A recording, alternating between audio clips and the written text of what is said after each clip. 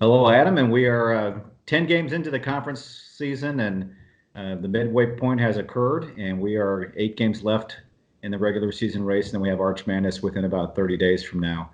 Talk a little bit about your thoughts as we have passed the midway point of the conference schedule.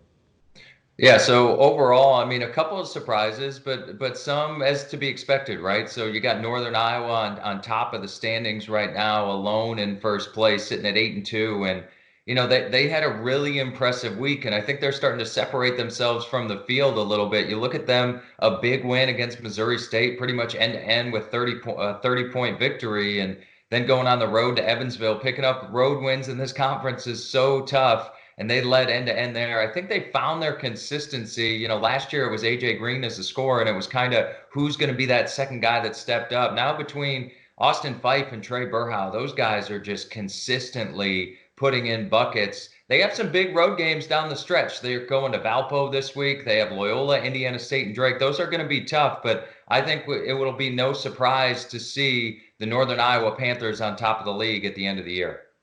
And you mentioned that it is tough to win on the road in this league, and last week we had 3 road wins on Saturday. One of those was Northern Iowa, and Southern Illinois snapped a long streak at Drake, beating the Bulldogs there, snapping a 15 game home court winning streak by Drake. Yeah, I mean, maybe two quick comments there. And one thing you mentioned to me off air. How about Drake? They were third place going into the week, 2 losses, a buzzer beater against Indiana State, and then coming at home and losing to a red hot Southern Illinois Saluki ball club. Drake goes from third place now to tied for seventh. So they're going up and down the standings. You just see that logjam in the middle of conference play here now that we're past the halfway mark. But just a quick note on Brian Mullins and his group. How about they're picked dead last in the preseason poll, and they're tied for second right now and winning 5 in a row. They're a team nobody wants to see because of the way they play defense. They are just so connected and on string.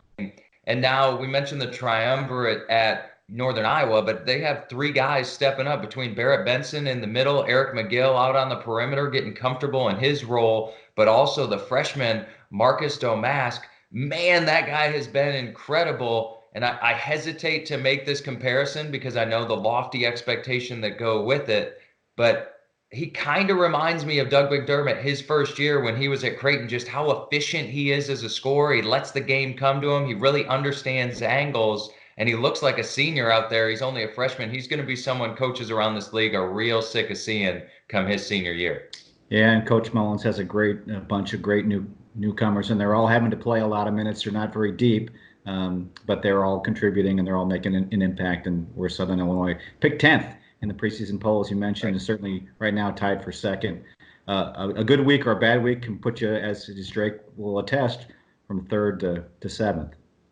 Yeah, but Floor Burn U is back in session for the Salukis. So if they lose, they're going to lose close. So overall, I think, Mike, if you look at the standings now that we're 10 games through the year, there are 4 or 5 teams, maybe even 6, you could argue, that think they have a legitimate shot ending the season on that top line first in the conference. So it's going to make for an exciting last 8 games, and road wins are going to be a big key. You want to get hot at the right time.